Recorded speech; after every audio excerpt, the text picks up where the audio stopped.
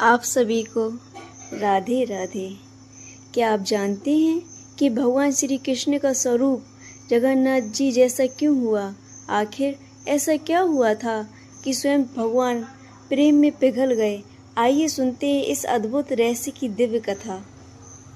द्वारिका में एक दिन भगवान श्री कृष्ण की सभी रानियों के मन में इच्छा जागी कि वे ब्रज की मधुर लीलाएं सुने। उन्होंने प्रभु से निवेदन किया, लेकिन जैसे ही श्री कृष्ण ने ब्रज का नाम सुना, उनकी आंखें भर आईं। वे कुछ भी न बोल सके। तब सभी रानियां माता रोहिणी के पास पहुंची। माता रोहिणी बोली, मैं कथा अवश्य सुनाऊंगी, लेकिन एक शर्त है। श्री कृष्ण और बलराम जी यह कथा नहीं सुनेंगे। यदि उन्होंने ब्रज की लीला सुन ली तो वे प्रेम में स्वयं को भूल जाएंगे।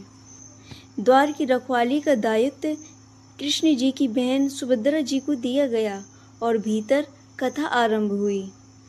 माता रोहिणी ने श्री कृष्ण की बाल लीलाएं, माखन चोरी, यशोदा मैया का वात्सल्य और ब्रजवासियों के निष्काम प्रेम का ऐसा मधुर वर्णन किया कि सभी रानियां भाव विभोर हो गईं। लेकिन जैसे ही मथुरा गमन और ब्रज वियोग का प्रसंग आया, सभी की आंखों से अश्रुधारा बहने लगी। उधर सुभद्रा जी भी कथा में इतनी तल्लीन हो गईं कि उन्हें यह भी याद न रहा कि श्री कृष्ण और बलराम जी को रोकना है।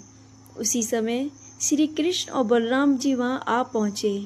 दोनों चुपचाप द्वार पर बैठकर ब्रज की कथा सुनने लगे। जैसे जैसे ब्रज की स्मृतियाँ जागती गईं, वैसे वैसे भगवान का हृदय प्रेम से भरता गया।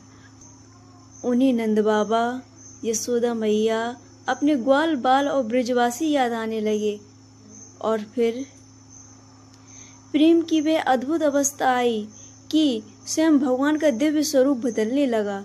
लेकिन आखिर ऐसा क्या हुआ कि यही स्वरूप आगे चलकर श्री जगन्नाथ महाप्रभु के रूप में प्रसिद्ध हुआ? यह जानेंगे अगले भाग में। बोलिए महाप्रभु जगन्नाथ की जय। राधे राधे।